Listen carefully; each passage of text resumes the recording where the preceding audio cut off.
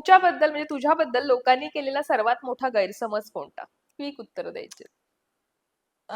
मी खूप माजुरडी आहे. हो? हो, वाटत नाही. आहे. म्हणजे मी त्रास देत नाही. म्हणजे माझा माज हा समोरच्याच्या वागण्यावरतीच आहे. आहे. हां. समोरचा कसा वागतो ते. समोरचा कसा वागतो त्याच्यावर आहे. एखादी गोष्ट जी तुला ओपनली बोलायची होती, पण तू कधी बोलली नाहीस आत्तापर्यंत. हां, माझं कोणावर तरी फार प्रेम आहे 13 वर्षांपासून. हं. अ, तिथे मी फार रिएक्ट नाही झाले. त्याच्यावर. हां, कारण कारण काही संबंध नाही किंवा काही होणार तर एकतर्फी नाहीये. प्रेम आहे.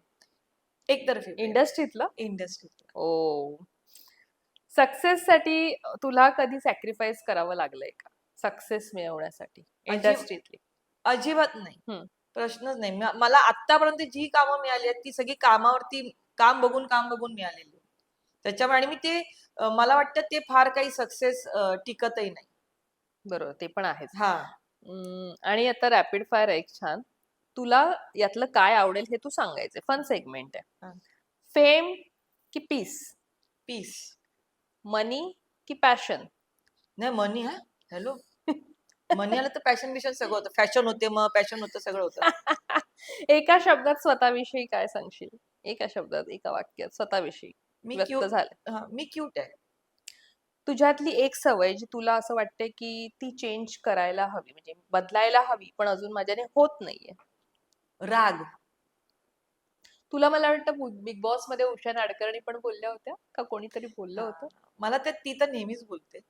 त्या स्वतः इतक्या रागीट आहेत, पटकन पण चिडतात, ती पण पण त्या तितक्याच प्रेमळ आहेत. तशीच पण तू मला आहेस का? मला मला असं वाटतं की मी तिच्यासारखीच आहे आणि तीच मला सांगते. म्हणजे ती मला उषाताई कधी-कधी बघा. "आऊ तुला माहितीये ना माझं तुझ्यावर किती प्रेम आहे." बरं, एक असा माणूस तुझ्या आयुष्यातला जो कायम तुला इन्स्पायर करत आलाय. ऍक्च्युली खूप आहेत. खूप म्हणजे खूप आहे. पण मला ह्या व्यक्तीचं नाव घ्यायला आवडेल. कारण ते नाव घेतल्यानंतर तूही म्हणशील की करेक्ट आहे. मी हम्म. अभिनेत्री आहे आणि मला वेगवेगळं काम करायचं आहे. मला वेगवेगळ्या भूमिका करायच्या आणि एक ऑरा म्हणतो ना आपण, तो ऑरा तसा तयार झाला पाहिजे. हम्म. मुक्ता बर्वे. हो. खरंच. मी काय बोलले होते, की मी नाव सांगितल्यानंतर तू काय म्हणशील? मी खरंच. तर प्रेमातच आहे त्या व्यक्तीच्या. मुक्ता, तुझ्यासाठी. आत्ता मला एक विचारायचंय की आपण फिटनेस जर्नी जेव्हा करतो तेव्हा एक मेंटल हेल्थवर आपला परिणाम होत असतो. तो चांगला पण होत असतो. हं, डेव्हलप चांगल्या पद्धतीने हं. होत असतो. तर तुला तुझ्या मेंटल हेल्थ मध्ये किती सुधारणा झाल्याची वाटली जेव्हा तू फिटनेस जर्नी करतेस? माझ्या फिटनेस जर्नीसाठी काय मी बदल झालाय म्हणजे? बदल म्हणजे मी स्वतःलाच थँक यू म्हणेन. मी खरोखर सांगते, मी स्वामींची शपथ घेऊन सांगते, मी कधीच आपण मेकअपला बसतो त्या आरशासमोर असतो, आपल्याला बघावंच लागतं. मी कधी स्वतःला आरशासमोर बघत म्हणजे खास उभं राहून बघत नव्हते. पण मी फिटनेस जसं सुरू केलं ना, तसं मी स्वतःला बघायला लागले आणि मी तयार व्हायला लागले. आज फिटनेस तुझ्यासाठी लुक्स आहे, लाईफस्टाईल आहे की डिसिप्लिन आहे? डिसिप्लिन, हम्म. डिसिप्लिन आणि मी एकदमच पाळते ते फार. मला चालतच नाही. नाटक तर सुरू केलंय. हो. गाणंही एक लवकरच करणार आहेस. नको ना. नाही, नको ना. नाही नाही म्हणजे गाणंही तू करणार आहेस, पण मी त्याच्याविषयी डिटेल नाही बोलणार, पण हं. सिनेमा करायचा आहे. पण ते गाणं तुला कसं वाटलं? सुंदर, एक सुंदर गाणं तिने मला ऐकवलं आणि लवकरच सुंदर आणि काहीतरी ती वेगळ्या घेऊन येणार आहे. प्रकारचं, वेगळ्या वेगळ्या प्रकारचं. प्रकारचं आणि सुंदर कलाकृती तू घेऊन येणार आहेस, तर हे थोडंसं आमच्याकडे तिने थोडंसं एक्सक्लुझिव्ह दिलंय आम्हाला, तर ते आपण. हम्म. आणि दुसरी गोष्ट म्हणजे सिनेमातूनही तू आता दिसशीलच आम्हाला लवकर, म्हणजे आहे मी काही मी मानस प्रयत्न करते. सिनेमातून मी दिसायचा. प्रयत्न करते. हिंदी का नाही ट्राय करत? मी हिंदी केलंय, पण माहिती केलंय आता. मी तुला खरं सांगू का? काय कळत नाही. तर मी स्वतः गुजराती आहे. मला हम्म. बरेच जण म्हणतात की तू गुजराती इंडस्ट्रीत का नाही हे करत आहे? तुझ्याकडे तर सरनेम पण आहे सोलंकी आणि खरोखर माझ्याकडे कॉन्टॅक्ट पण आहेत हां, तसं बघायला तर. पण आपल्या मराठी रंगभूमी ना वेड आहे गं. वेळ आहे. वेड आहे आणि मी तुला खरोखर सांगते, जसं मी चाळीतल्या माणसांशिवाय आम्ही राहू शकत नाही ना, तसं आता काय झालं माहितीये, 25 वर्ष मी ह्या इंडस्ट्रीत घालवलीत, मराठी हे इंडस्ट्रीत. इंडस्ट्री शिवाय राहू शकत नाही. इथे माझी किती ठसली तरी मी राहू शकत नाही ह्याच्याशिवाय. त्यात गंमत आहे. शिकायला मिळतं ना. हां. ठसली की आपण शिकतो त्यातनं. खूप आणि शिकले, खूप शिकले. आपण आता मला पैसे आणि मला वेगवेगळं कामं काम पण करायचंय. निश्चित. आता मालिका आहेत, कदाचित मालिकांमधनंही तू पण दिसशील मालिका किंवा नाही मला करता येणार सध्या तरी. नाटक आहे. हा, कारण मला वेळ नाही जमणार आहे, कारण आईमुळे ना हम्म. आपल्या जबाबदाऱ्या असतात आणि मी तुला खरोखर सांगते, कर्तव्य असतं. हम्म. मी ते हे करून नाही करू शकत. आता मला एक मालिका आली होती, ती आधी हो म्हणाली की हम्म. आम्ही तुला ऍडजस्ट करतो, आणि मी प्रामाणिकपणे सांगते की माझा प्रॉब्लेम काय. इथे नाटकासाठी पण मी कुमार सोनींना सांगितलं होतं, सरांना, हम्म. सर माझी आई आजारी असत्या, तर मी रिहर्सलला बघा म्हणजे एवढ्या लवकर किंवा हे ते वगैरे असं जमणार नाही मला, मला बरोबर. सगळं आवरून यावं लागतं. हा हम्म. हा, ते काय फक्त रिहर्सल पुरतं ना. नाटकाचं कसं असतं की एकदा तुमचं नाटक सुरू झालं की फक्त प्रयोग, तर आपल्या ते आपण हँडल करू शकतो. दुसरी गोष्ट, दौरा लागला, खूपच मोठा दौरा लागला, तर मी माझ्या आईला घेऊन जाईन ना, तो खर्च मी स्वतः बरोबर. करेन माझ्या आईचा. मी माझ्यावर माझ्या आईला घेऊन जाईन. मी प्रोडक्शनला पण सांगणार नाही की माझ्या आईचा खर्च तुम्ही करा, आम्ही वेगळं राहतो, मी प्रयोगाला येते. हम्म. मी ते पण डेली सोपला तू काय करणार आहेस?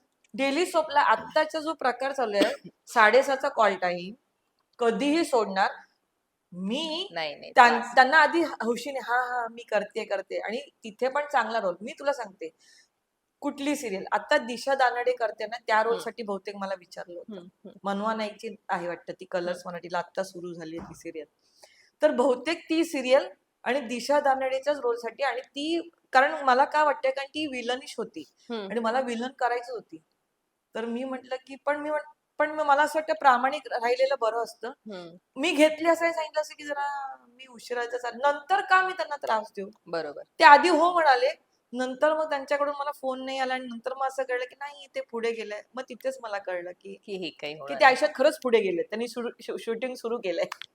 पण असू दे, आता मला असं वाटतंय की नाटक तर दमदार सुरू होणार आहे, त्यामुळे अर्थात नाटकातली जर्नी सध्याचा काळ हेच ठरवतोय की नाटक हो. केलात तर तुम्ही पुढे जाणार आहात, कारण नाटक इतकं चालू आहे सध्या सुंदर. अशीच कामं तुझ्याकडे येत राहू देत. पण मला असं वाटतं तुझ्या जवळचे असे स्वामी, हो. एक युनिव्हर्स जर तुझ्याने जर ती संधी दिली स्वामींना भेटण्याची, स्वामी आज समोर आले, तर तू काय बोलशील? जाता जाता कॅमेरा लुक देऊन ते स्वामींशी बोलशील. मी स्वामींना एवढं सांगेन की मला माहिती आहे की जे काही आपल्या आयुष्यात घडतं, म्हणजे चांगलं वाईट जे काही घडतं, ते आपले कर्म असतात. ते समोर येत असतात. म्हणजे चांगली माणसं समोर येते, समजायचं की आपली चांगली कर्म आहेत. वाईट आले की आपल्याला एक तर त्यातून शिकवण, काहीतरी शिकत असतो आपण, की आपल्याला काहीतरी धडे मिळत असतात. मला तेच वाटतं की मला जी कामं मिळाली नाहीत एवढी वर्ष, त्याच्यात मी माझं ट्रान्सफॉर्मेशन करून घेतलं. कदाचित स्वामींनी तेच ठरवलं असेल की ट्रान्सफॉर्मेशन कर, बरोबर. वेगळं काहीतरी कर. तर ते मी खूप पॉझिटिव्हली घेतलं. मी स्वामींना सांगेन की माझे कर्म वाईट असतील तर मला इथेच काहीतरी ते हे करायचे आहेत. मी अजिबातच त्यांच्याकडे हट्ट करणार नाही की मला हे पाहिजे का ते पाहिजे, कारण मला हे माहितीये की तुम्ही जे द्याल ते मी मागणार त्याच्यापेक्षा सॉलिड असेल. आणि आज तू जितकी भरभरून बोललीस ना, खूप पॉझिटिव्ह इंटरव्ह्यू वाटला. कारण आतापर्यंतचे मी तुझे इंटरव्ह्यू ऐकल्यावर खूप त्याच्यामध्ये एक आपण एक संघर्ष बोलतो तेव्हा कुठेतरी फ्रस्ट्रेशन पण निघत असतं, हो. स्ट्रेस निघत असतं, पण आज तू खूप फ्रेश वाटतेस. त्यामुळे खूप खूप आभारी आहे तू इथे आलीस आणि छान पद्धतीने व्यक्त झालीस. त्याबद्दल तुझे खूप खूप आभार. थँक्यू. आणि प्रणाली, तुझे नेहमी आम्ही पॉडकास्ट बघत असतो. तुझ्या पॉडकास्टमध्ये एक जेवढे जेवढे तुम्ही आहात जे पॉडकास्ट वगैरे घेतात ना, तुमच्यामुळे काय होतं तुला मी सांगते, की आम्हाला जे बोलायचं असतं, आम्हाला जे प्रेझेंट करायचं असतं स्वतःला, की हम्म. आम्ही, कारण लोकांना माहित नसतं की कलाकार काय आहेत की आम्ही काय आहोत. आम्हाला व्यक्त होता येतं प्रेक्षकांसमोर. आमच्या कामातून आम्हाला ते हम्म. व्यक्त होता येत नाही. तर उलट आम्ही खूप आभारी आहोत की तुम्ही आम्हाला बोलवता आणि आम्हाला व्यक्त व्हायला एक प्लॅटफॉर्म मिळतो हम्म. प्रेक्षकांसमोर. तर मी खरं तुझी आभारी आहे की तू मला आज बोलवलं. आणि खरोखर मी सांगेन की ही माझी सेकंड इनिंग असेल, तर माझ्या भूलभुलैया या नाटकासाठी ना मी प्रेक्षकांना विनंती करेन की तुम्ही नक्की या आणि बघा मी काय वेगळं प्रयत्न करणार आहे. आणि 100% सांगते, नाटक इतकं सरांनी ग्रेट बसवलंय. जी हम्म. काय रंगावृत्ती केली, जी कथा आहे, प्रियाताईचं काम फार वेगळं आहे. ती एक वेगळ्या भूमिकेतून दिसणार आहे. मुळात जॉनरच वेगळा आहे आमच्या नाटकाचा. सेट म्हणा, म्युझिक म्हणा, सगळं.